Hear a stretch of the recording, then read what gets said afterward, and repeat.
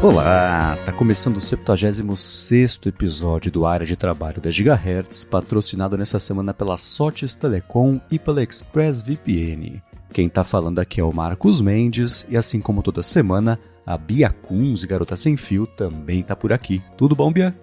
Tudo bem, Marcos. Olá, pessoal. A gente tá entrando em dezembro, reta final. 2023 passou voando, pelo menos pra mim, né? Foi um ano bem intenso, bem ocupado. E a gente vai trazer aí agora os arremates finais do ano, novidades, lista de aplicativos, o que a gente mais usou. Tá na moda fazer esse tipo de ranking, né? Então, a gente vai fazer o nosso também. Vamos sim, mas antes eu quero que você me tire uma dúvida. O que você recebeu mais essa semana? Links sobre a mudança do Evernote ou prints de como o Área de Trabalho foi um dos podcasts mais escutados aí do pessoal que te mandou? Puxa, foi pau a pau os dois, hein? Caramba! Um me deixou bastante feliz, né? Saber que o nosso podcast aí tá bombando, tá todo mundo curtindo. Já no Evernote, não tenho as melhores notícias, a gente vai comentar aí mais pra frente, né? Sim, antes eu quero agradecer a todo mundo que tá mandando prints mostrando o Área de Trabalho ou como o podcast mais escutado do ano da pessoa ou no top 5 ali do Spotify Wrapped. Obrigado pra todo mundo que, primeiro, escutou o podcast o suficiente para ele entrar no ranking. Obrigado pelo tempo e pela atenção, enfim, confiança de vocês. E depois por estar compartilhando com a gente também, com todo mundo, como o podcast entrou nessa lista. Sendo bem bacana ver isso. E para quem está publicando e marcando a Gigahertz no Instagram, a gente está republicando. Então, mandem bala lá, que eu mando bala daqui. para ajudar a espalhar, como vocês escutaram bastante aí, o Área de Trabalho. E, enfim, né, os outros podcasts também da Gigahertz. Boa, e não é só o Spotify que tá fazendo retrospectiva do ano, como já é tradicional, né? Google Music começou a fazer também, mas como não tem ainda podcast bem consolidado, só tem ranking de música mesmo, mas o Pocket Casts, que é o meu aplicativo de podcast favorito, que eu uso sempre, há quase uma década, se não mais, tá? Acho que até mais. Também inaugurou essa categoria aí de rankings de podcast mais ouvido, de horas, já que ele é um app específico de podcasts, né? É mais fácil fazer essa mensuração. Achei bem legal. E a gente faz uma autoavaliação aí. Onde foi o nosso tempo ao longo do ano, né? Onde foram os nossos ouvidos ao longo do ano. Teve mesmo, bem lembrado, inclusive no feed agora da Gigahertz, até publicar já vai ter saído, mas estava lá o story do iGeek que justamente colocou não, né? Escutou o suficiente para de trabalho ser o segundo mais escutado do ano. Bem lembrado, o Pocket Cast também entrou na brincadeira. Muito bom. Muito bem, então vamos lá, vamos tirar a má notícia da frente e falar sobre isso. Evernote nessa última semana. Você quer falar ou você prefere que eu fale? Quer enfrentar o trauma? Começa você. Tá, eles anunciaram que a partir de 4 de dezembro, então a partir da última segunda-feira, o Evernote gratuito vai ter limites. Um dos limites vai ser de ter no máximo 50 notas e o outro limite, só um caderno por conta. Para quem limite, já tem... até piada falar limite, né? Né? Migalhas, né? Uma pena. Para quem já tinha mais do que isso lá no Evernote, as pessoas vão seguir tendo acesso à visualização, edição, exportar. Então, tudo que você tem, se você tem muitos, ainda dá para mexer. Mas as contas novas, quem for passar a usar agora, vai bater nesses limites aí. E, enfim, né? É uma pena, mas pelo histórico que a gente viu até recente da Blending Spoons, que comprou o Evernote, né? A gente vai falar também daqui a pouquinho sobre o Filmic, nesse assunto todo aqui. É uma pena, né? Dizer que limitou é complicado. Praticamente tornou inutilizável o aplicativo. Mesmo quem está no modo gratuito e tem bastante caderno e continuar tendo acesso a eles, não quer dizer que torna o padrão de uso aí constante, né? Porque limitando a 50 notas é complicado demais. Então, é basicamente um empurrão no precipício, né, para a pessoa ou fazer uma assinatura ou desistir do app de uma vez por todas. E eu recebi muitos comentários, quem não tem plano pago, né, quem estava no modo gratuito está abandonando e indo para outras opções. Mas essa história aí da Blending Spoons também, tá rolando uma fofoca de bastidores aí, que uma outra empresa que eles compraram, como você comentou, né, está indo mal das pernas. Que história é essa? Tem um aplicativo que é super famoso de gravação de vídeo para iPhone chamado Filmic. Eles já foram, né, já apareceram em evento da Apple, já foram eleitos como apps do ano, etc. E eu nem sabia que a Bending Spoons tinha comprado o Filmic, isso aconteceu acho que em setembro do ano passado. E eles já tinham, o CEO já tinha atualizado o LinkedIn dele basicamente falando que não estava mais na empresa. E agora, no último fim de semana, saiu a notícia de que a Bending Spoons fez parecido com o que ela fez com a Evernote. Mandou toda a equipe embora. Ainda não tem informação do que vai acontecer com o app, se eles vão ter uma equipe interna que vai passar a lidar com isso, que eles têm já. A Bending Spoons, né, tem aplicativos de vídeo.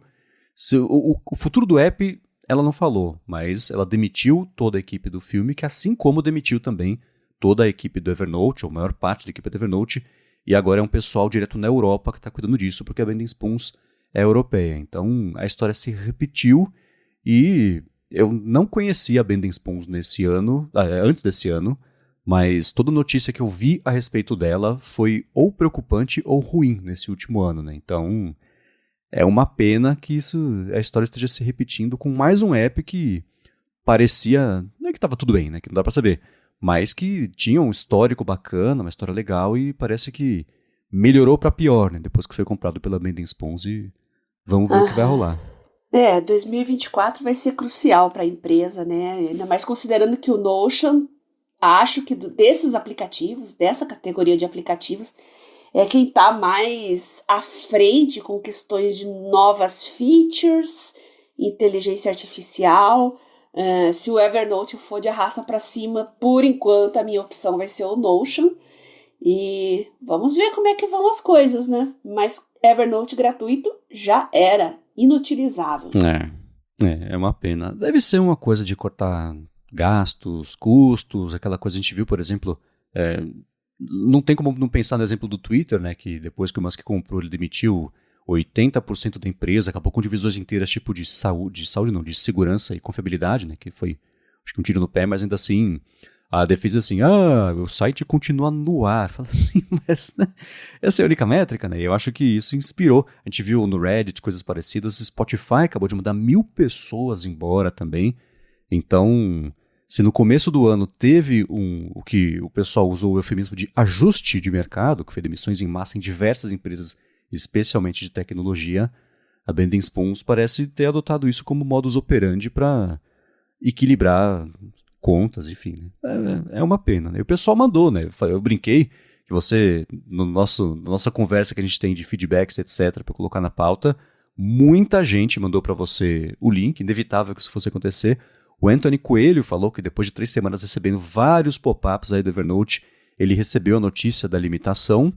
Ele falou que tem mais de 1.000 notas, mas desde 2017, desde 2019, na verdade, ele vinha migrando para o Notion. Ele falou, acho que é um tiro no pé limitar o pessoal, especialmente porque os concorrentes gratuitos só cobram por funções extras, como, por exemplo, o Notion AI. E a gente recebeu de 2 pessoas diferentes uma dica de um aplicativo chamado UpNote. O Paruker, desculpa se eu falei seu nome errado, falou sobre isso, né, como ele vem... Ele falou, ontem quando conheci o UpNote me pareceu bem interessante, com preço bom também, né, justo na verdade, ele falou, e perguntou se a gente já conhecia, e o Jordano Vidotto falou a mesma coisa, que ele vem usando o UpNote, lembra muito, ele falou, o elefante dos idos aí de 2017, exceto pela pesquisa em reconhecimento automático de caracteres e limitação no tamanho do arquivo. Ele falou que mesmo assim caiu como uma luva para ele. Eu não conhecia esse UpNote, você conhecia? UpNote. Então, eu já tinha ouvido falar, mas nunca fui muito atrás. E agora com as férias, né? Agora eu tô entrando em férias, em dezembro. Tô com a minha lista gigante de apps aqui, coisas para testar nessas férias. E o UpNote tá nela porque o pessoal tá comentando bastante. Então a gente tem que testar, né? Sim, sem dúvida. Eu dei uma espiadinha no site deles. Né? Reviews aqui na loja brasileira, pelo menos na App Store, Mac App Store, não tinha suficiente para nem a Mac App Store mostrar. Imagino que isso possa mudar agora que, assim, né? Em 75 episódios do Área de Trabalho, ninguém tinha falado desse app. Na última semana, 2 pessoas falaram. Isso é relevante. Então ele deve ganhar um destaque aí, né? Mas olhando no site, ele parece ter suporte a diversas coisas que são meio essenciais hoje em dia. Desde você não ser só texto, mas poder fazer lista, por exemplo, toda a parte de snippet de código, Não encontrei rapidinho, assim, tem suporte a Markdown, o que é muito importante também, né? Formatação, enfim, né? A interface dele é bem familiar para quem usava mesmo Evernote lá no comecinho. E, bom, modo escuro, né? Extensão de Web Clipper. Então é potencialmente poderoso. Para a galera que já estiver usando há um tempo, né? Como aconteceu na verdade, tanto aqui como no caso do Peruker, quanto também do Jordano Vidotto, manda pra gente as impressões de vocês ou outros aplicativos, outros apps de notas que vocês têm usado. Importante, técnicas que funcionem para exportar coisas a partir do Evernote também. Eu sei que a gente já falou sobre isso, mas tenho certeza que mais gente descobriu mais formas nas últimas semanas. Então acho que esse assunto vai voltar a ficar quente aí nas próximas semanas. Mandem pra gente gigahertz.fm/feedback. À medida que as notícias a respeito do Evernote vão se acumulando, a gente já está falando de migração, de uma possível descontinuidade do serviço há um bom tempo. À medida que essas notícias vão se acumulando, é claro que a concorrência vai se mexendo, opções vão surgindo, começam a ganhar mais destaque e cabe a nós testá-las e comentar aqui para vocês. Exatamente. Então, só é uma pena, né? São muito, deve ser mais de uma década, né? De construindo uma relação, história com todo mundo, confiança, arquivos, notas, né? Para quem tem, como é o caso aqui, a gente acabou de falar do Antônio Coelho, tem mais de 1000 notas no Evernote. Essa quebra de confiança dá uma tristeza, né? Que o Evernote é uma instituição da internet moderna de produtividade, de utilidades, né? De nuvem, né? Foi um serviço revolucionário, quando ninguém falava em nuvem. Lá estavam eles, né, falando de... sempre chamou a atenção das pessoas o fato de não ter um limite de armazenamento, que o limite era de uploads, né? Já que a ideia e o propósito do Evernote era formar um repositório perpétuo de informações da sua vida, né? Então vamos ver como é que vai ser agora em 2024. Sim, e eu entendo, por exemplo, essas promessas não é uma promessa, o negócio aparece de graça ilimitado. Eu acho que vale sempre usar com esse pé atrás, né? De graça ilimitado, asterisco, né? Então a gente vê, por exemplo, de um lado o Evernote, do outro o próprio Gmail, né? E o Google, na verdade, no último ano especialmente, tem apertado bastante aí o cinto com esse tipo de coisa de espaço, armazenamento, etc. Né? No meu caso mesmo, tinha só basicamente o Gmail que eu usava ali do universo de coisas do Google e mesmo assim eu bati no limite máximo de armazenamento, se eu quisesse usar mais eu teria que pagar, etc. E eles lá do lado deles têm feito uma limpa enorme de contas inativas, então dá para ver que eles estão apertando ali. E não dá, acho que não dá para confiar, não é confiar, né? Esperar que para sempre coisas que são de graça sigam de graça, que são ilimitadas sigam ilimitadas, mas existem jeitos, eu acho, de fazer isso e é uma pena que esse seja o que está acontecendo com o Evernote, né? Tem muita startup agora de AI aparecendo, né? Aos borbotões. E eu percebo que elas têm uma estratégia bem agressiva, né? O uso gratuito é bastante limitado. E elas estão toda hora ali te forçando. Faça 7 dias de graça para testar. E é insistente, alguns serviços insistem tanto que me desanima a continuar usando, né? Então isso arruína a experiência, ao meu ver. Tem que ter uma moderação. É claro que se for bom, fizer uma mudança na minha rotina, eu sou candidata a assinar. Mas menos, né? Não força a barra, que forçar a barra é sempre pior. Agora, uma coisa curiosa que a gente recebeu nessa última semana, o Notion é uma figurinha carimbada quando o assunto é Evernote, mas não costuma ser uma figurinha carimbada quando o assunto são lembretes. E o Fabiano Castelo falou que passou aqui com a gente para contar da experiência recente que ele teve. Né? Ele falou o seguinte, há 12 anos uso a versão Pro do Remember the Milk e eu arrisco dizer que ele deve ser o usuário mais antigo do Remember the Milk. Acho que nem o pessoal que trabalhava no Remember Milk usa o aplicativo ainda, mas ele estava lá firme e forte como administrador de tarefas do Fabiano. Ele falou, ótimo, mas custa $49 por ano e há alguns anos eles pararam de desenvolver novas funcionalidades. Eu estava achando meu carinho e resolvi ver outras opções. Testei o Notion, mas achei muito complicado para configurar, além de ser muito mais do que eu precisava. Aí eu concordo, um tiro de canhão aí na formiga. Ele falou que o Trello é legal, mas limitado no plano gratuito e no pago também muito mais do que ele precisava. E no fim das contas, ele está usando o ClickUp para gerenciar as tarefas e está achando muito bom. Ele falou que é multiplataforma, muito flexível e principalmente muito generoso no plano gratuito. Ele está fazendo tudo o que ele fazia no Remember the Milk e não precisou pagar nada ainda e acha que nem vai precisar. Nossa, então, diante de todos esses elogios, já está indo para minha lista, que vou testar também. ClickUp, uma opção aí ao Remember the Milk. Remember the Milk, quando surgiu, eu testei, usei ele por um tempo, eu lembro que chamava a atenção, assim, a interface toda modernosa, né, bem ultra clean, ultra intuitiva. Na verdade, quem quer uma lista de tarefas, um aplicativo de tarefas, realmente acho que um dos motivos para conquistar e fidelizar o usuário é você ser simples e intuitivo. Afinal, você só quer quer ter listas, categorizar, colocar lembretes, né? Eu continuo no Todoist, para mim ele é imbatível nesse quesito, acho que já estou aí há mais de uma década também, porque eu não perco tempo com ele, né? E em termos de horas, assim, eu estava olhando aqui agora os aplicativos que eu mais usei e tal. Ele nunca é um aplicativo que tem mais horas por semana, porque eu literalmente entro no começo do dia para olhar minhas tarefas, dar baixa às vezes em algumas coisas, e no final do dia a mesma coisa para dar baixa e criar as novas para o dia seguinte e para os próximos dias. Então eu fico pouco tempo, mas ele ajuda demais a minha vida. Eu acho que é isso que um aplicativo tem que ser. Se toma tempo demais para aprender a fazer as coisas, eu vejo isso como um mau sinal, tá? No máximo, consultar um help ali, eventualmente, porque ele tem um sistema de datas inteligentes, né? Por exemplo, coloque esse lembrete tal para o Dia das Mães do ano que vem. Ele vai saber que dia que é o Dia das Mães do ano que vem e vai criar o lembrete para você. Nem precisa saber a data. Então, essas coisas fazem muita diferença e é bom que você explore, como eu falei, a ajuda, né, as explicações, mas não tanto. Se complicar demais, pode ter certeza que vai afugentar os usuários. Exatamente. Enquanto eu estava caçando aqui, eu vou colocar na descrição, não sei se é a área de trabalho 25 ou 26. Eu fiz um guia do ClickUp que eu estava usando, ainda uso, na verdade, com o pessoal da Lura para algumas coisas, e fiz um guia bem aprofundado de funcionalidades, da estrutura dele, então vai estar aqui na descrição o link. Acho que é o episódio 25, mas eu deixo aqui para todo mundo que quiser se aprofundar aí nesse papo. Já vou anotar aqui, então. Faz um aninho, tá vendo só?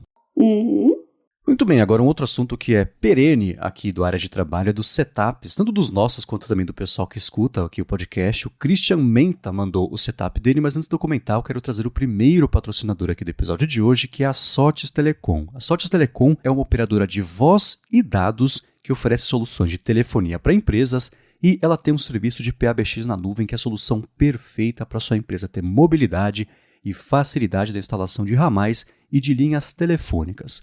Com o PABX em nuvem da Sotes Telecom, você implementa ramais na sua empresa totalmente pela internet. Não precisa de quebradeira, fiação, complicação, nada assim. E ela tem uma série de ferramentas para gerenciar, como, por exemplo, um painel de relatórios online para você acompanhar as métricas das ligações das suas equipes. Além disso, com o PABX em nuvem da Sotes Telecom, você tem custo zero na comunicação entre a matriz e as filiais. Então, além de ter facilidade para administrar os ramais e ter acesso às métricas também de ligações, você economiza com a comunicação interna aí da sua equipe. Uma outra coisa bacana é que nas regiões de São Paulo e São Bernardo, a Sotes Telecom oferece um link dedicado de fibra óptica para empresas, né? Então, para você que está procurando por qualidade de serviço, flexibilidade e baixos investimentos em serviços de voz, entre em contato com a Sotes Telecom que eles vão te ajudar. Acesse o site deles que é sotes.com.br, sothis.com.br, link na descrição aqui do episódio, ou vai no Instagram, vai também no Facebook, procura por @Sotes Telecom, comenta que você escuta o área de trabalho e pronto, dá o primeiro passo para resolver de vez a telefonia IP e a comunicação da sua empresa.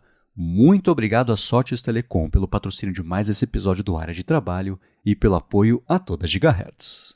Obrigada, pessoal da Sotes, por ter permanecido com a gente nesse ano de 2023. É uma empresa com um serviço bastante útil, poderoso e que está ajudando os nossos ouvintes a serem mais produtivos e sua empresa mais antenada. Muito obrigado e vamos lá. O Christian Menta mandou o setup dele, como é que ele vem trabalhando, e foi um dos mais legais. Todos são legais. Esse me chamou mais atenção ainda. diferente, e ele até comenta sobre a busca dele, não por minimalismo, mas também por reduzir ali o clutter visual. E ele falou, né, escuto regularmente a área de trabalho e resolvi mandar as fotos aqui do setup profissional. Ele falou que trabalha em home office desde 2019 e aos poucos foi aperfeiçoando para chegar no setup que ele considera ideal, e eu achei muito bacana. Ele tem 2 monitores e os 2 são com aquele eu não sei se é exatamente um VESA mount, mas são aqueles braços que permitem que você ajuste ele para frente, para trás, inclinação, né? Ele é meio livre ali, os 2 monitores com isso. Tem um tapetinho para usar tanto logo ali na frente, né, mais confortável de apoiar a mão, etc. O teclado e o mouse. E você não vê fios, o que é muito bacana. Tem um fiozinho ali de cabo Lightning que é necessário, mas tanto o carregador por indução, quanto a caixinha de som que ele tem, quanto o resto ali, os fios estão logo colados ali atrás da mesa, né? Então você não enxerga. Tem ali a parte de anotações, o fone de ouvido, tem a garrafinha d'água ali. Achei muito bacana o setup dele.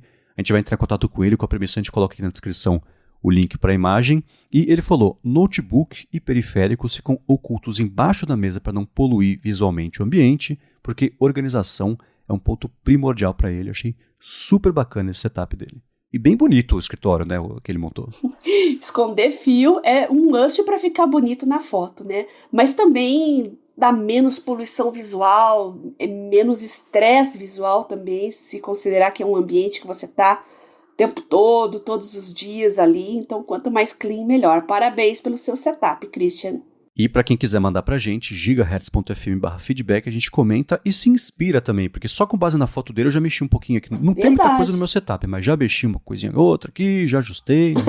Então essas coisas são sempre inspiradoras. Vamos ver se inspira o pessoal que escuta aqui também, né? Agora, Bia, você inspirou o Matheus Rodrigues a fazer o que ele falou que foi a melhor compra da vida dele, dinheiro mais bem gasto da vida dele, que foi o Galaxy Tab S6 Lite. Olha, ele mandou fotos, fazendo as anotações, assistindo aula. Muito legal, ali a tela dividida em 3, né? Tem um cronômetro, tem ali as anotações dele, anotação em PDF. Realmente é uma utilidade para você estudar de forma autônoma, né? Autodidata, é uma ferramenta e tanto. Então, parabéns pela sua aquisição e tomara que você evolua bastante com o auxílio dela, tá? Uhum. E ele mandou, um vídeo dele mexendo no Evernote com a parte de anotações, rabiscando a mão, etc. Falou, que bacana como funciona bem o negócio de você fazer um círculo, ele fazer um círculo perfeito mesmo, as formas e coisa assim. E eu achei bacana que a latência é super pequena, não tenho contato, né? Então me impressionou que a latência é menor do que eu lembrava de dispositivos assim há alguns anos, que foi a última vez que eu prestei atenção. E ele mudou também a parte, tem aqui na caneta, a função de borracha no Evernote não funciona, mas, por exemplo, lá no Google Drive, em coisas assim, isso funcionou super bem. É bacana ver alguém empolgado desse jeito, com uma compra, com uma coisa que você sabe que vai ter utilidade, tá colocando para trabalho, para jogo ali, e tá funcionando, né? No começo é uma lua de mel, né? Você quer explorar tudo, você fica encantado com tudo. Essa ferramenta do Evernote de adicionar uma nota com a caneta, ela é bem limitada, tá? E eu já tentei fazer notas mais longas, mais aprofundadas, mas tem um lag horrível, realmente é complicado, por isso que eu acabo não usando o Evernote para isso. Se você está no Android, a melhor opção aí é o Samsung Notes, caso você tenha um dispositivo Samsung. Fiquei só um pouco chateada que a Samsung tirou o Samsung Notes da Windows Store, a não ser que você tenha um computador da Samsung. Samsung, aí complica a vida das pessoas, né? Vocês não querem mais gente adotando, curtindo a ferramenta? Vocês vão na contramão das coisas, aí fica difícil. Eu tava usando mais o Windows por esse motivo, né? Agora tá instalado, tá lá, tudo. Mas a gente começa a repensar quando acontecem essas coisas, né? Esse tipo de decisão as empresas tomam quando o que elas estão oferecendo é poderoso o suficiente para convencer a pessoa. Assim, o Samsung Notes não tem... Eu preciso comprar agora... Eu não sei o quão poderoso é o Samsung Notes, mas não me parece, pelo que eu vejo de feedback, até de seus comentários mesmo assim, né? Você compraria um dispositivo só para voltar a ter acesso a ele? Não sei, né? Mas essa decisão de exclusividade geralmente é quando você tem uma coisa tão poderosa em mãos que você sabe que as pessoas vão fazer o que elas precisarem para terem acesso a isso. A decisão foi essa do Samsung Notes. Foi mais uma pena do que... Computador só da Samsung. Né? Então, né? Mais uma coisa que eles lançaram Ai. recentemente foi o Samsung Internet, o navegador deles, lá na Uhum. Microsoft Store. Você usa esse navegador, né? Uso no tablet, uso no smartphone há muito tempo mesmo, porque é leve, é objetivo. O navegador, para mim, eu não ligo que tenha muitas ferramentas, não, sabe? O importante para mim é que seja leve e que seja fácil alternar entre as abas e que sincronize entre dispositivos. Só isso, mais nada. Então, vou testar e vou contar para vocês aí o que eu achei do navegador da Samsung. Espero que funcione em qualquer computador também, não seja restrito a Samsung. É. Olha, eu critico essa mania de clube do bolinha que a Apple faz, vou criticar também com a Samsung, viu? Uhum. E o Samsung. É Samsung Internet? Acho que é esse o nome do navegador, né? Ele é Samsung, baseado no Chromium, né? Aham, O isso. motor dele. Uhum. Então, já conhece o próprio Edge também da Microsoft, é baseado no Chromium. O Chromium virou o motor padrão de quem não vai fazer nem o motor do zero, nem usar lá, acho que é o WebKit, né, que é o do Safari. Então, é bacana ver que eles estão fazendo isso. Se a parte de sincronia, isso de ecossistema funcionar bacana, isso você pode dizer pra gente, aí é interessante, né, porque é uma coisa que eu até hoje não abri mão do Safari por conta mesmo de ecossistema, né? Tô mexendo no Mac alguma coisa, putz, como é que era? Tô no iPhone na rua rapidinho, procuro por uma palavra que eu sei que tá no texto, ele já me mostra no histórico ali, especialmente se for uma coisa mais recente, né? Então, essas coisinhas, quando funcionam bem, dão um adianto gigantesco, e se a Samsung poliu esse tipo de funcionalidade, aí vai ficar bem bacana para quem usa. Uhum. O que me conquistou no navegador da Samsung foi uma feature de anos atrás, que nem existe mais. Eu usava no Galaxy Note 5, 5, que era a opção de você ver vídeo em pop-up. Então você conseguia minimizar, você estava ali no navegador, minimizava o vídeo e ele ficava flutuando ali nas suas diversas telas, na sua área principal ali. Então, exatamente como o YouTube funciona hoje, né? O YouTube Premium, né? Uhum. Então, é uma Sim. coisa que já tinha muito tempo atrás, antes mesmo do YouTube implementar isso. E funcionava, inclusive, com o YouTube. Não só os vídeos da galeria, né, do seu celular, mas também vídeos do YouTube e outros serviços aí de vídeos que estavam em páginas, por exemplo, né? Nossa, aquilo era fantástico e foi o que me deixou fiel ao navegador, né? Ficou hoje mais a comodidade, a leveza e o sincronismo entre os diversos dispositivos, mais nada. Mas eu uso outros navegadores paralelos junto e como já falei para vocês também, o Edge eu continuo usando, o Firefox estou usando menos, eu usei vários esse ano, usei o Brave, mas no fim das contas, eu acho que o que eu mais uso ainda até hoje é o da Samsung. Navegador é um hábito difícil de quebrar, né? Porque você vê esse tanto de opção que tem aparecido. Eu sei que o Arc chamou muita atenção do pessoal. Muita gente adotou o Arc como navegador, o que é ótimo, né? Ainda dá pra chamar atenção desse mercado, mas a regra é essa. A gente vê, testa um pouquinho, mas quica pra fora de novo e volta pro hábito dos últimos 30 anos. É difícil quebrar, né? Eu fiquei mais no Edge da Microsoft por causa do Bing Chat, do Copilot, né? Já que eu estava usando no desktop também. Então, já que tem o sincronismo, então fica cômodo, né? Você abrir nos seus dispositivos ali. Sempre a comodidade vence a gente, se tratando de navegador. É impressionante, né? A gente não quer se estressar, né? Então, como eu disse, esses são os meus principais.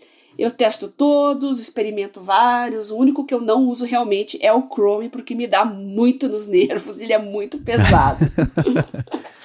Não é pra mim. Eu usei por muitos anos. Quando saiu, eu falei, nossa, que incrível, porque eu vou deixar na descrição aqui, acho que eu já falei sobre isso uma vez, vou falar rapidinho, que quando eles lançaram o Chrome, eles publicaram um quadrinho mesmo explicando todas as vantagens e benefícios, que eram leveza, ironia, né? E toda a parte de abas serem processos separados, trava uma, não influencia na outra, etc. E na época era Internet Explorer 6, 7, sei lá, que era um caminhão, né? Então foi uma troca bacana. Mas aí depois que eu comprei o iPhone, o iPad, enfim, né, fez mais sentido usar o Safari. Boa. Muito bem, seguindo aqui, você me deu uma dica na última semana, eu acho que foi o seu irmão que deu, sobre PDFs. Foi? Você conseguiu verificar? Consegui, e é verdade, a dica é o seguinte, ele falou, utilidade pública, assinar PDF sem qualquer certificado digital físico ou na nuvem, dá para fazer isso agora lá no GovBR, E eu acessei lá o GovBR, fiz login, etc. E eles mesmos explicam que isso é uma novidade, um serviço que basicamente deixa você fazer assinatura eletrônica associada à sua identidade validada lá pelo GovBR. E no site eles falam que tem essa assinatura digital, tem a mesma validade aí de um documento com assinatura física e é regulamentado por um decreto lá. Então, dá para qualquer pessoa agora, eles têm lá que conta GovBR prata ou ouro, que as contas bronze não podem usar o serviço, não sei o que isso significa, mas agora tem essa possibilidade aí, tem que assinar o GovBR agora. Se eu não me engano, é o número de braços do GovBR que você tem conectado. Então, carteira de trabalho, INSS, quanto mais braços você tem ali que você conecta no serviço, você sobe de categoria. Achei já que era bem de Spoons comprando o GovBR e fazendo você assinar pra fazer. Nossa! Mas que bom! Aí dá pra fazer isso, pra usar você tem que ou validar por reconhecimento facial, ou por banco credenciado, ou por certificado digital, mas aí mata o propósito, né? A ideia é justamente uma alternativa. Então vou deixar o link aqui pra quem quiser dar uma espiadinha. E vale lembrar disso quando, como é que é certificado digital? Não lembro. Coloca aí no arquivo da memória que pelo GovBR dá pra fazer, isso vai ajudar, espero, bastante gente, porque esse lance de PDF eu já acho uma complicação, não consigo. E certificado digital ainda por cima piorou. Juntando essas duas coisas e facilitando, maravilha, né? Claro, com certeza. Minha bronca segue com essa história de reconhecimento facial. Tenho uma bronca, um ranço disso. Ai, me irrita demais. Já falei que eu sou contra, no que eu puder não cadastrar, não cadastro, porque me incomoda demais a segurança de ter a minha cara cadastrada num serviço. Sendo que a gente não sabe, às vezes, como é que está a segurança desses dados e a tua cara é usada para autenticar um monte de outros serviços, porque a tua cara é sempre a mesma, não é igual uma senha que você cria uma para cada serviço. Então, eu reluto muito em fazer reconhecimento facial em qualquer serviço. Eu também. E para todo mundo que trabalha em posições aqui que você pode tomar decisões para a empresa, seja assim, esses dias no condomínio, vamos trocar para reconhecimento facial. É que eu não tenho paciência para reunião de condomínio. Falar, não é muito mais, né? tem tanta coisa mais importante para fazer, né? E o rosto é isso, né? O seu rosto vai mudar o rosto de alguma coisa, né? Então, sei lá. Mas vale, se for assim, reconhecimento facial aplicativo para do Android, do iPhone, tudo bem, uma coisa de sistema. Mas contratar uma empresa para fazer um sistema para botar lá seu rosto, você vai saber o que vai acontecer. Daqui a 5, 10 anos, que não vai estar usando isso, vai ser outra coisa. E aí, essas fotos vão para onde? Não, tem alternativas, né? Com certeza, com certeza. Enfim, seguindo aqui com o que pintou de últimos episódios, a gente falou, no último episódio, na verdade, foi uma entrevista que ficou bem bacana. Eu mergulho muito da entrevista com o Jorge Araújo, que a gente fez, que é juiz do trabalho no Rio Grande do Sul e tem usado IA para diversas tarefas, escreveu livros sobre isso, etc. E o Jordano Vidotto, que tinha comentado no começo sobre o Evernote, ele falou que ele é advogado e falou muito bacana a participação do Dr. Jorge Araújo.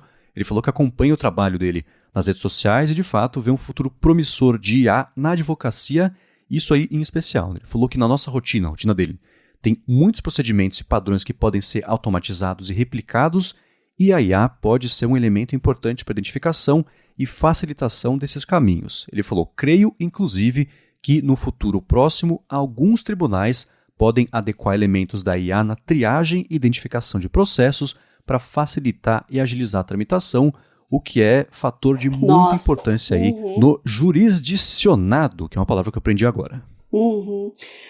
Tem muitos gargalos no judiciário, né? E é uma coisa que quanto mais unificado tiver, mais pessoas usando, melhor tende a ser a implementação de avanços no serviço, né? Então, é isso aí. Vamos torcer para que o nosso judiciário fique menos burocrático e mais simples também, não só para o pessoal da área de direito, mas também para o cidadão que quer acessar lá um tribunal, consultar um processo. Ainda é bastante penoso e cada estado faz de um jeito também. É uma coisa complicada.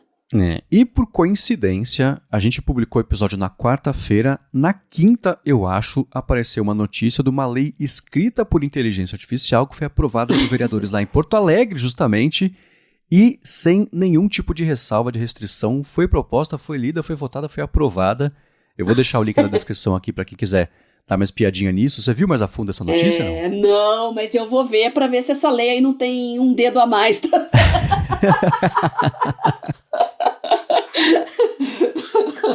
O resumo dela é muito interessante, porque é o seguinte, né? Quem foi o vereador que fez a proposta foi o vereador Ramiro Rosário.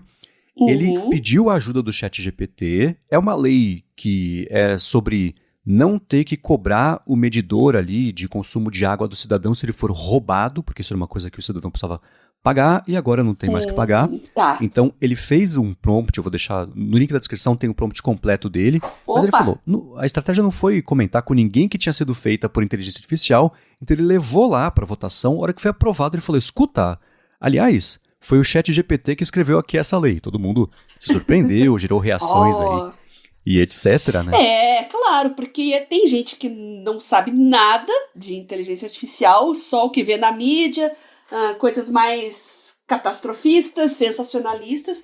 Então a tendência é que se ele falasse antes, já ia ter uma resistência sem nem saber o texto, né? Então ele fez o caminho inverso, né? O pessoal aí analisou o mérito mesmo da lei, analisou o texto do jeito que estava, e já que passou, é sinal que ou o texto é bom ou o pessoal não lê texto. Pode ser as duas coisas, inclusive, né? Mas rola umas histórias aí que tem gente que vota sem saber direito o texto da lei, né? Rola muito papo aí, pelo menos em Brasília, que tem deputado que faz isso, né? Chega lá, o chefe do partido, lá o cacique, só fala, vota sim ou não, e acabou. A pessoa nem sabe direito do que se trata, né? E foi por isso que ele falou que ele tomou cuidado de ser uma proposta de lei que não tivesse nenhum tipo de chance de ser mais partidária, esse tipo de coisa, uma coisa que fosse meio neutra e universal, né? E o que foi interessante sobre isso é que, levando em conta também a conversa da semana passada, esse foi o exemplo perfeito de uma utilidade prática que o próprio Dr. Jorge Araújo tinha dado no podcast, que é um negócio da ajuda, etc., com um piloto no comando ali, a IA como copilota. Beleza, facilitou o trabalho de todo mundo. E no texto aqui está dizendo até que depois que ele fez o prompt e veio ali o texto da lei, teve umas coisas que até, por exemplo, data de implementação, coisa assim, que ele nem tinha pensado em colocar, que fazia sentido e entrou lá. Então, é o exemplo perfeito da ajuda que a IA pode dar com base no que você está fazendo ali no volante e complementar e agilizar, né? Então, achei, tirando a parte sensacionalista, né? E foi uma coisa que eu até comentei no Hipsters Fora Controle semana passada. Não foi a IA que chegou, escuta, vereador, tive uma ideia, tá aqui uma lei, aprova lá pra mim? Não foi isso, né? Foi o uso de ferramenta mesmo, que eu achei super bacana mas eu concordo com você. Se ele tivesse dito antes que tinha sido feita por IA, aí sim, talvez ia entrar numa briga partidária, iam querer bloquear, e não, a população vai se beneficiar disso, o que é uma excelente notícia. Prova o ponto que a gente sempre traz aqui no área de trabalho, que é a IA como uma ferramenta para somar forças e não para substituir. Então, quem dominar melhor essas ferramentas vai tirar mais proveito na sua vida. Agora, para finalizar o papo de IA, o Denis falou que achou um aplicativo, falou, achei esse app tão biacunze nessa fase estudante aqui e leitora de papers, que é o Listening.io. Você teve tempo de dar uma espiada? Também não, também tá na minha lista aqui. Tô entrando de férias agora, mas tudo que tem cara de biacunze, com certeza entra na minha lista aqui. Listening.io. E o que ele faz? Ele serve, eles dizem que é para você escutar a papéis acadêmicos na hora que você precisar ali. Então, lembra que eu trouxe faz um tempo, era um aplicativo que transformava notícias em podcasts, que era o Recast. Parece que é a mesma coisa. Ele tem ou integração, ou você sobe papers lá do Archive, do NEET, tem PLOS, tem Gestor, PubMed, que você já falou algumas vezes, NCBI, e com isso você escuta como se fosse um podcast. Eles dão exemplos. Escute cozinhando, escute no ônibus, escute dirigindo, escute quando faz isso. Então, é mesmo para concorrer, né? Concorrer não, mas vocês entenderam. Com o podcast. E tem uma coisa bacana assim, 2 semanas de teste, o que eu achei generoso, e funcionalidades que são essenciais para você consumir áudio, que é ajuste de velocidade, coisa assim. O app aplica uma inteligência que, de acordo com eles, reduz o excesso a parte mais redundante de informações, o que é bacana, usa vozes ali com geração natural, não testei, mas é a promessa deles, e ele até acerta na pronúncia de palavras técnicas de qualquer campo, o que também É muito interessante. Tô brincando aqui, Eu mas é tava promissor esse tipo preocupada de... com isso. Então, né? Esse tipo, você já falou algumas coisas aqui que eu não vou nem lembrar, mas que eu falei, poxa, vamos ver se acerta isso. Aparentemente acerta. Então, pra galera que vive dessa parte mais acadêmica, tem uma espiadinha, acho que em 2 semanas de teste dá pra ter uma boa ideia da utilidade. Você também, Bia, claro, a gente traz nas próximas semanas, mas tá aí, listening.io. Como listening é meio desafiador, eu vou deixar na descrição o link. Essa semana eu vou organizar uma lista de papers que eu quero ler nas férias e já vou aproveitar para testar essa solução também. Em especial essa questão aí da pronúncia correta, porque na minha área tem muita sigla, muito nome de gene, muito nome esquisito de proteína, então quero só ver. Boa. Agora, pra gente finalizar o episódio, nessa vibe de retrospectiva, o que a gente, né, o que o pessoal mais escutou, mais consumiu, etc. Eu pensei em fazer uma coisa parecida aqui no podcast, mas antes disso, eu vou tirar um minuto do episódio para agradecer a ExpressVPN, que também está patrocinando mais esse episódio do Área de Trabalho e segue oferecendo um jeito de você aproveitar até 14 meses pagando por 12 para assinar o plano anual. É o seguinte, ExpressVPN, se você vai viajar no fim do ano, tá viajando no fim do ano, vai pegar voo, vai ficar em Airbnb, vai precisar usar o Wi-Fi do restaurante, coisa assim, geralmente isso é de graça porque seus dados podem ser o preço da conexão, então servidores, conteúdos, sites, serviços, streamings, por quanto tempo você tem cada coisa, isso pode ser monetizado. Com o ExpressVPN, isso não acontece porque a sua conexão passa a ser criptografada, nem quem está oferecendo a conexão e nem ExpressVPN sabe o que você está fazendo, que é excelente para a privacidade. E uma coisa bacana é que eles investem muito em estrutura, velocidade, você não é penalizado ou penalizada por estar querendo proteger a sua conexão. Uma parte bem bacana também, que isso eu uso todos os dias praticamente, é a seguinte: se você vai lá nos coisa de 100 países que eles oferecem servidores, se você rotear a sua conexão por esses países, você tem acesso aos catálogos desses países de streaming. Ontem eu fui ver o The West Wing no HBO Max, foi engraçado que eu puxei para baixo ali no iPhone e o Spotlight, já tinha a sugestão da Siri um do lado do outro. ExpressVPN e HBO Max. Falei, beleza, até a Siri já entendeu. É muito fácil ver assim. O Felipe Espósito da Fonte falou também, ele tá viajando, e o aeroporto, área restrita, só tinha no Brasil, usou também VPN para conseguir assistir. Então, dá uma espiadinha, vai em expressvpn.com/adtrabalho, que primeiro você vai ter um mês de graça para experimentar, ver como é fácil colocar no seu telefone, no tablet, na TV, dependendo do modelo, no computador, né, também óbvio, no roteador da sua casa também, se você quiser. E aí sim, depois de testar por um mês de graça para assinar o plano anual, você vai pagar por 12 e vai ter 3 a mais, vai ter 15 meses, somando aquele primeiro 16 meses pagando 12 em expressvpn.com/adtrabalho. Eu uso, eu confio, vai lá dar uma espiada, vale a pena. Muito obrigado, ExpressVPN, pelo patrocínio de mais esse episódio aqui do podcast e pelo apoio a toda a Gigahertz. Aproveitem esse um mês generoso de teste aí, que tá chegando férias, né? Férias escolares também, muita gente vai viajar. É o período perfeito para testar se um serviço de VPN realmente vai fazer diferença na sua vida, e eu confirmo para vocês que vai. Ainda que você seja safo com navegação, seja bem educado digitalmente, sua família às vezes não é, né? Você tem pais aí idosos, tios, avós, né, que clicam em qualquer coisa, crianças, adolescentes, todo cuidado é pouco, e tá aí a oportunidade de testar o serviço, incorporar na sua vida e na da sua família.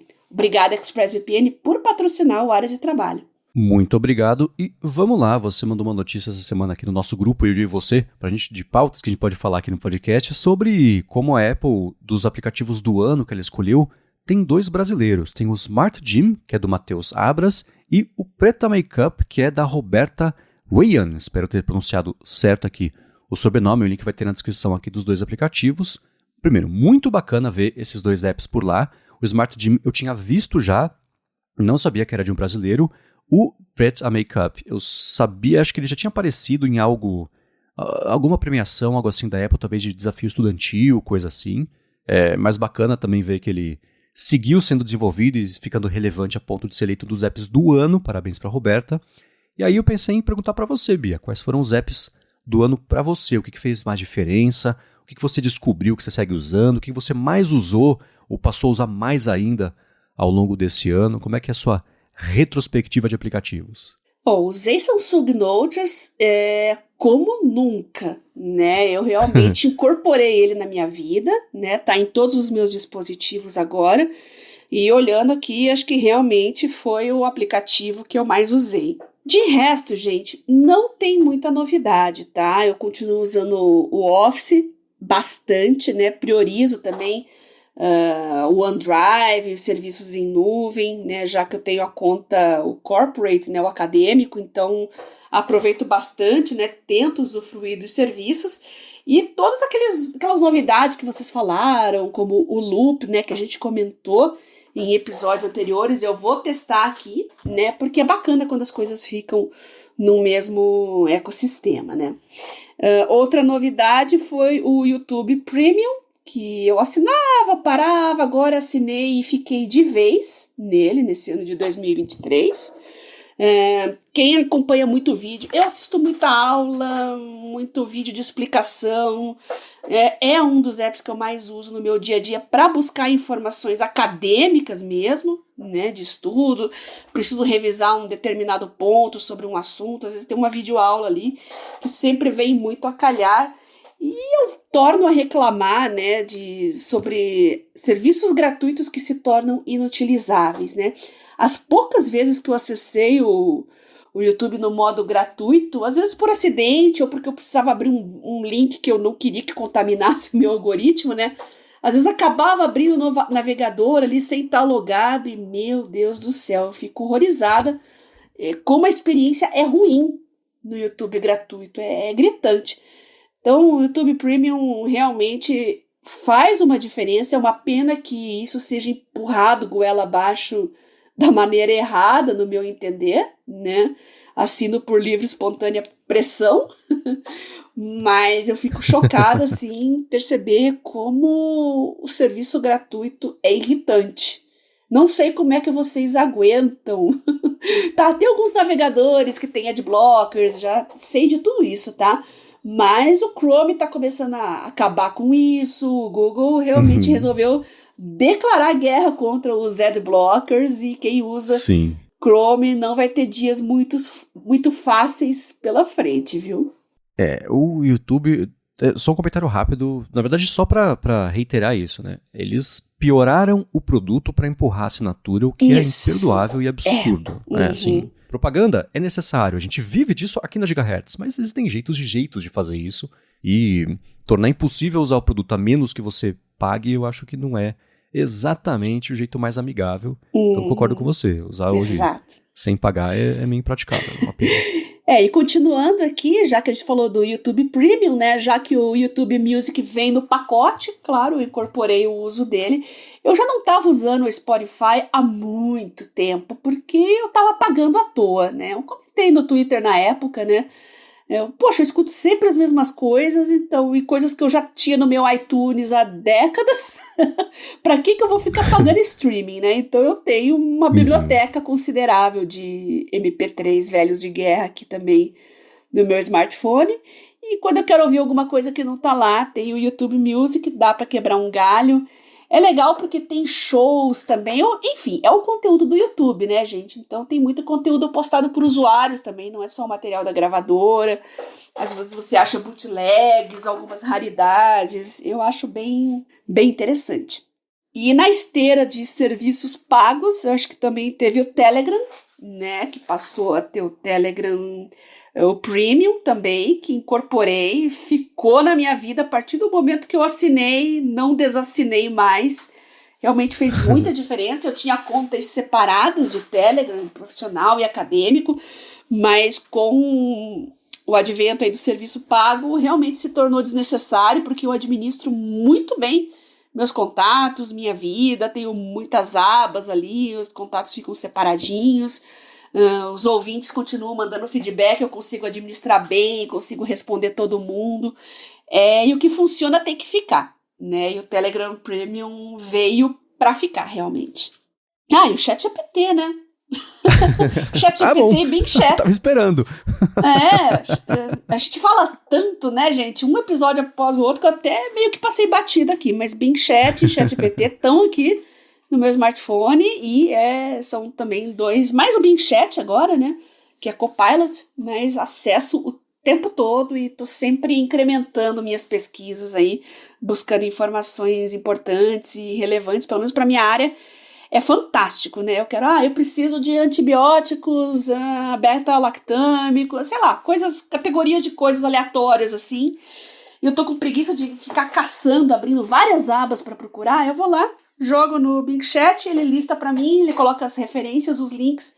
Eu vou lá, confiro se faz sentido tudo que ele falou e pronto, né? Serviço aí rápido e me fez poupar aí alguns minutos de vida. Uhum, né? E uma coisa interessante é que o ChatGPT ganhou suporte no plano gratuito ao ChatGPT Voz, né? Então eu tô vendo o pessoal usar até para treinar conversação de idiomas, por exemplo. Não é a ferramenta feita para isso, então tem ali um atrito, você não vê a transcrição, por exemplo, em tempo real, tem uma demora entre processar o que você falou, ele responder, etc.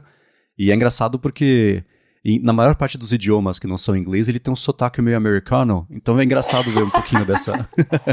que eles, sei lá, vão consertar, tem isso. Né? Tem um uso do ChatGPT que eu não cheguei a falar em nenhum episódio, mas eu precisei redigir alguns resumos, alguns abstracts em inglês, e eu pedi para ele revisar para mim. Ele tinha uns errinhos pontuais ali, que legal. E ele corrigiu para mim, foi bem legal. Uhum, então e enfim, né, o ChatGPT, quer dizer, pode terminar a sua lista, mas não podia faltar na minha também. Quais que são os seus agora? Conta pra gente, né? Agora a gente tá saindo um pouco do mundo Android e multiplataforma. Eu prefiro sempre soluções multiplataforma, né? Sim. Mas confesso que do mundo mais restrito ao iOS, eu não conheço muita coisa. Então, o bom é que do mais restrito ao iOS, pelo que eu tô vendo aqui, não tem...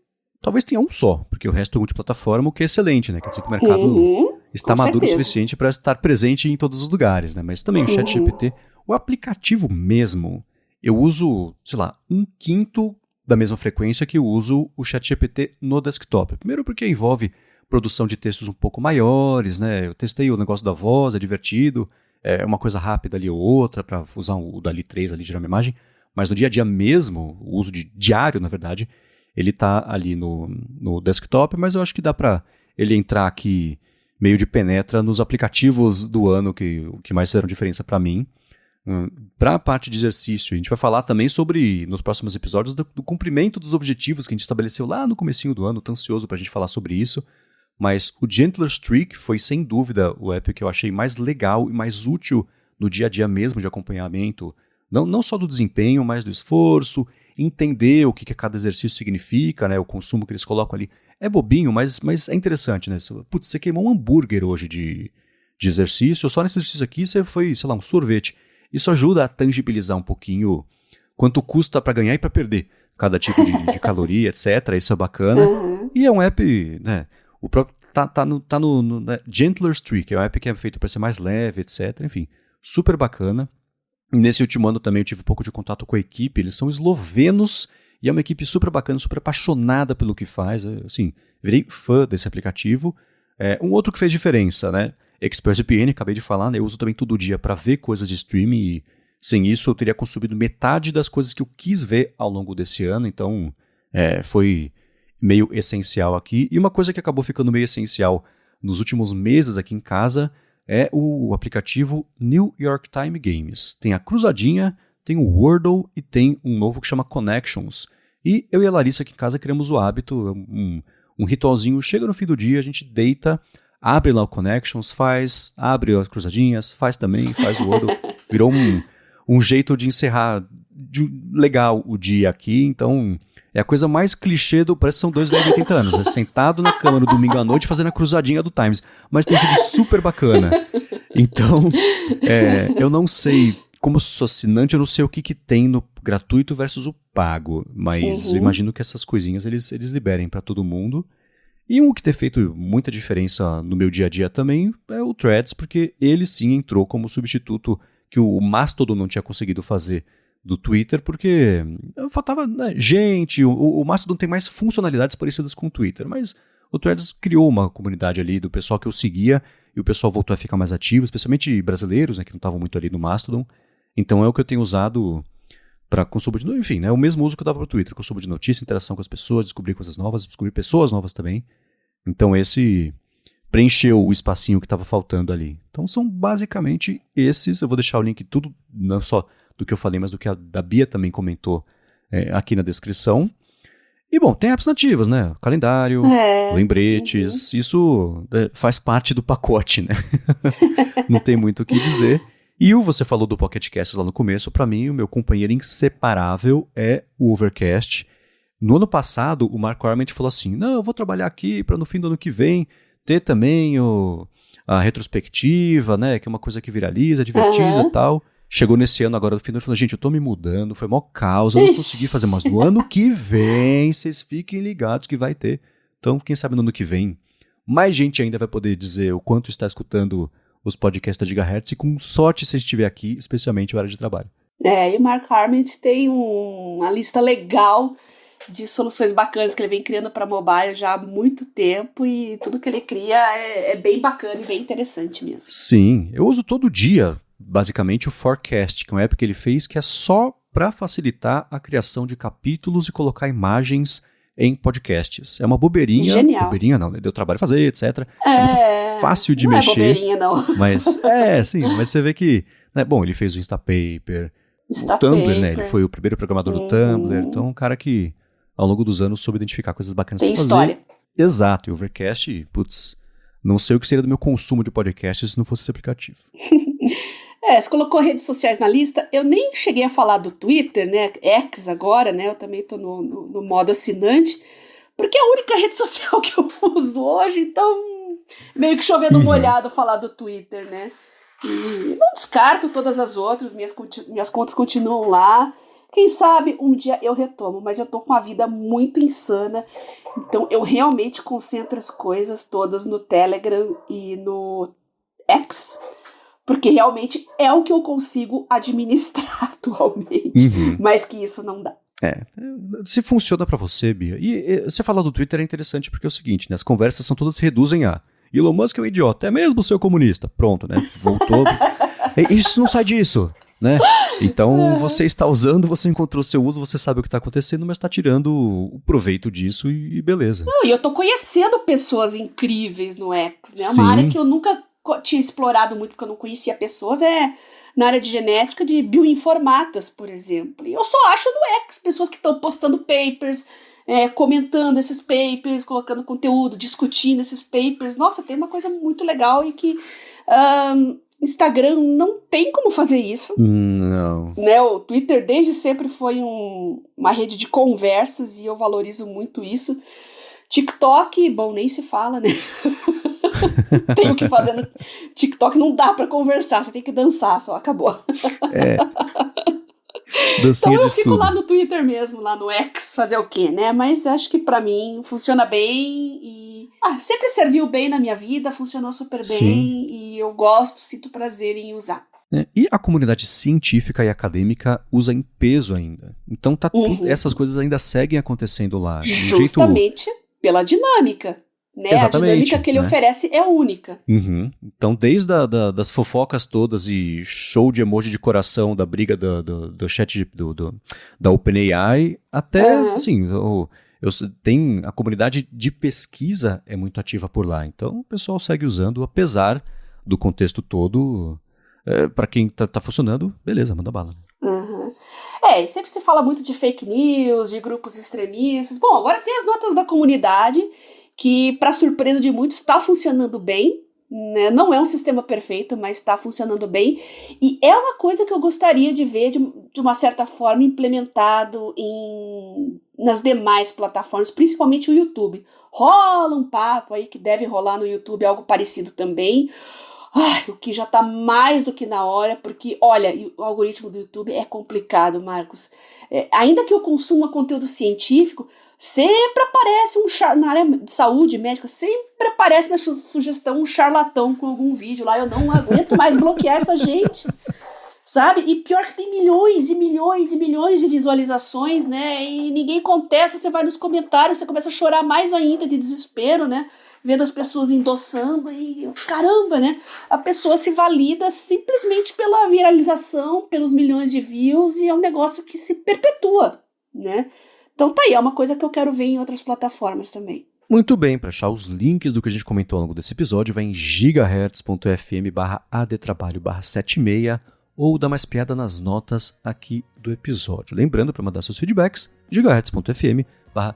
feedback. Quero agradecer a ExpressVPN e Sotes Telecom pelo patrocínio do episódio de hoje, a vocês que escutam, que compartilham, que recomendam, que avaliam o Área de Trabalho, e a você, Bia, por semana após semana nos ajudar a ter uma vida cada vez mais produtiva. Eu que agradeço você, Marcos, por participar desse projeto incrível, nossos patrocinadores que viabilizam ele, e claro, vocês, nossos ouvintes, que fazem ele acontecer. E eu continuo esperando as dicas, sugestões, comentários, serviços, aplicativos, experiências de uso, como que vocês estão usando aplicativos, o que vocês estão experimentando e recomendam, ou o que vocês não recomendam também, por que não, né? Faz uma lista negra aí de serviços que estão pisando na bola, mandem fotos dos setups de vocês, prints. Eu tô lá no Telegram, @BiaCunze, qualquer um pode mandar mensagem para mim nessa arroba, e no Twitter, como sempre, X, né? Como sempre, @GarotaSemFio. Muito bem, para falar comigo, MVC Mendes lá no Threads, Instagram, no Mastodon também. Apresento aqui na Gigahertz com o Felipe Espósito a Fonte toda segunda-feira e com o Rambo, o Coca e o Bruno Casemiro toda sexta-feira, o Área de Transferência. Participe, eu apresento do Hipsters Fora de Controle para a Alura, que sai toda sexta-feira no feed do hipsters.tech, sobre inteligência artificial aplicada, e escrevo todo sábado para o Mac Magazine, no último fim de semana, sobre a incômoda situação da Lídia Carino como uma CEO que está lá só ocupando o cargo, mas sem muito poder de decisão, né? O link vai estar na descrição.